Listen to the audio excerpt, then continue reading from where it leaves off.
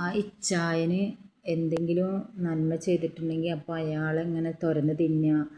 അയാൾ എന്തെല്ലാം നന്മ ചെയ്യുന്നുണ്ട്, എത്ര പാവങ്ങളെ സഹായിക്കുന്നുണ്ട്. നിങ്ങളിങ്ങനെ മറ്റുള്ളവരുടെ ദശ തിന്നണ സമയം നിങ്ങൾക്ക് അയാളൊക്കെ ചെയ്യണ കണ്ട് പഠിച്ചിട്ട് ചില പാവങ്ങളുണ്ടായി അവരെ സഹായിക്ക് പോയിട്ട്. അല്ലാണ്ട് മറ്റുള്ളവരുടെ ദശ തിന്നിട്ട് ജീവിക്കല്ലേ വേണ്ടത്. മറ്റുള്ളവരുടെ ദശ തിന്നുമ്പോൾ നിങ്ങളുടെ ദശ തിന്നാൻ വേറെ ആരെങ്കിലും പഠിച്ചവനെ അവിടെ ഇറക്കും. അത് മനസ്സിലാക്കിയിട്ട് വേണം മറ്റുള്ളവരുടെ ദശ തിന്നാൻ. പറഞ്ഞാൽ മനസ്സിലായി. ഞാൻ ഒരിക്കലും നെഗറ്റീവിന് ഒരിക്കലും മറുപടി പറയില്ല എന്ന് വിചാരിച്ചതാണ്. പക്ഷെ മോശം കമൻ്റാണ് നമുക്ക് ഇടുന്നത്. എന്താണെന്ന് വെച്ചാൽ വൃത്തികെട്ട, നിങ്ങളോട് പറയാൻ പോലും, എന്നെ സ്നേഹിക്കുന്നവരോട് പറയാൻ പോലും എനിക്ക് അറപ്പും വെറുപ്പും ആവും. അത്രയും വൃത്തികെട്ട കമൻറ്റുകളാണ് നമ്മൾക്ക് ഇടുന്നത്. കാരണം അവരെ വീട്ടിലുള്ളവർക്കൊന്നും ഈ പറഞ്ഞ സാധനങ്ങളൊന്നും ഇല്ലേ. അതുകൊണ്ടാണ് അത് കാണുമ്പോൾ അതിന് കാണാൻ എന്തെങ്കിലും വേണ്ട. നമ്മൾ അങ്ങനെയുള്ളത് എന്തെങ്കിലും കാണിച്ചിട്ടാണ് ഈ വീഡിയോ ഇടണമെന്നുണ്ടെങ്കിൽ നമുക്കത് പറയാണ്ട് ഒരു ഇതുമില്ല. നമ്മൾ അങ്ങനത്തെ ഒരു വീഡിയോ ഇടണേ ഇല്ല. എന്തിനാണ് മറ്റുള്ളവരെ വിറ്റ് കാശ് ഉണ്ടാക്കുന്നത്? നിങ്ങൾ സ്വയം ഇതാക്കിയിട്ട് തിന്ന്. അല്ലാതെ മറ്റുള്ളവരെ നിങ്ങൾ ആരെങ്കിലും പറഞ്ഞ് ഞാൻ കമൻറ്റ് ഇടുന്നുണ്ടോ, അല്ലെങ്കിൽ മോശമായിട്ടുള്ള കമൻറ്റ് ഞാൻ വരണുണ്ടോ? എനിക്ക് പറ്റാത്ത എന്തെങ്കിലും കമൻറ്റ് ഞാൻ കറണ്ട് പോയതാട്ടാ. എനിക്ക് പറ്റാത്ത എന്തെങ്കിലും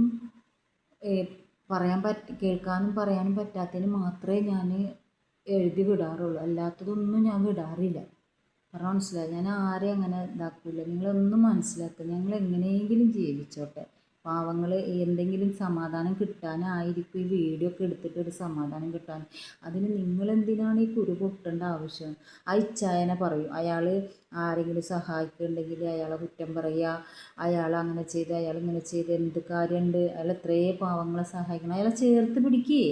നമ്മൾ ഓരോ പാവങ്ങൾക്ക് ഓരോരുത്തർ ചെയ്യുന്നതിന് അവരൊക്കെ നമ്മൾ ചേർത്ത് നമ്മളെ നെഞ്ചോട് ചേർത്ത് പിടിക്കുകയാണ് വേണ്ടത്. അല്ലാതെ മറ്റുള്ളവർ അവിടെ വലുത് ഇവിടെ വലുതെന്ന് പറഞ്ഞിട്ട് അവരെ കുറ്റം പറയല്ല വേണ്ടത്. നമ്മൾ അവരൊക്കെ ചേർത്ത് പിടിച്ച് നാളെ നമ്മൾക്ക് അത് ഗതികേട് വരല്ലേ പടച്ചോനെ.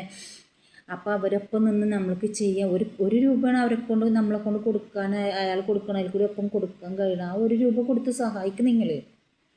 എൻ്റെ കൊടുക്കാനില്ല, എൻ്റെ കൊടുക്കാണ്ടെങ്കിൽ ഞാൻ കൊടുത്ത് സഹായിക്കും. പക്ഷെ എൻ്റെ അടുത്തില്ല. പക്ഷെ ഞാൻ അത് കൊടുക്കാനുണ്ടെങ്കിലും ഇല്ലെങ്കിലും ഞാനൊരാളെ കുറ്റം പറയില്ല. അയാൾക്കൊക്കെ ഞാൻ ഒരുപാട് സപ്പോർട്ട് ചെയ്യുന്ന ആളാണ്. പറഞ്ഞാൽ മനസ്സിലായോ? അയാൾക്കൊരു ഒരുപാട് സപ്പോർട്ട് ചെയ്യുന്ന വ്യക്തിയാണ് ഞാൻ.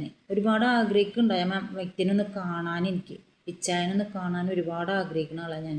നിങ്ങൾ ആരെങ്കിലും ഈ വീഡിയോ, അയാൾ അറിയുന്ന ആരെങ്കിലും ഈ വീഡിയോ കാണുക, ആ ഇച്ചായനെ അറിയുന്ന ആരെങ്കിലും ഈ വീഡിയോ കാണുകയാണെങ്കിൽ മൂപ്പർക്കൊന്ന് ഷെയർ ചെയ്ത് കൊടുക്കും. കാരണം അത്രയും ആഗ്രഹമുണ്ട്. എൻ്റെ വീട് ചാവക്കാടാന്ന് പറഞ്ഞാൽ മതി. എനിക്ക് ഒരുപാട് ആഗ്രഹമുണ്ട് മൂപ്പരൊന്ന് കാണാൻ, ഒന്ന് ചേർത്ത് പിടിക്കാൻ. കാരണം അത്രയ്ക്ക് എനിക്കിഷ്ടമാണ് ഇങ്ങനെ നന്മ ചെയ്യുന്ന ആൾക്കാരെ.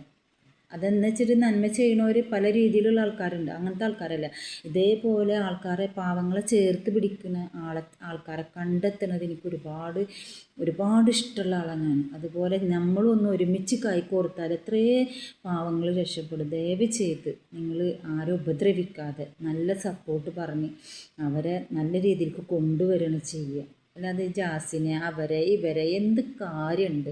അതേപോലെ ഏതെങ്കിലും ഉസ്താദ്മാർ നല്ല നന്മ ചെയ്യുന്നുണ്ടെങ്കിൽ അപ്പോൾ അവരെ കുറ്റം പറയും, അവരതാക്കി ഇവരതാക്കി. എന്ത് കാര്യമുണ്ട് സഹോദരന്മാരെ, തന്തമാരെ, പ്രായമുള്ള 10, 90, 95 വയസ്സുള്ള തന്തമാരെ, നിങ്ങൾക്ക് എന്ത് കാര്യമുണ്ട് ഇതിൽ?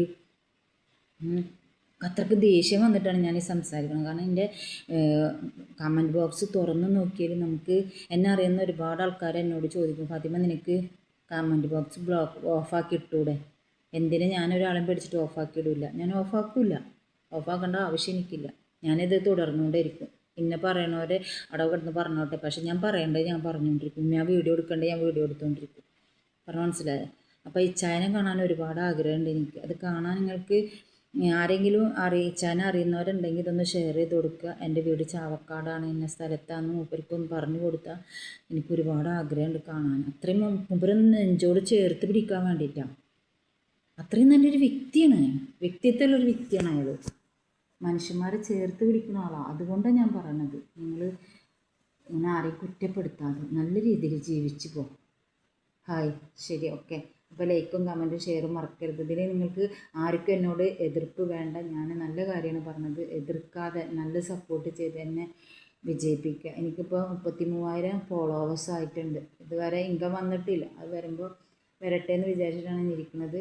അപ്പോൾ നിങ്ങളെല്ലാവരും സപ്പോർട്ട് കൊണ്ട് ഞാൻ 33 ഫോളോവേഴ്സ് ആയിട്ടുണ്ട് എനിക്ക്.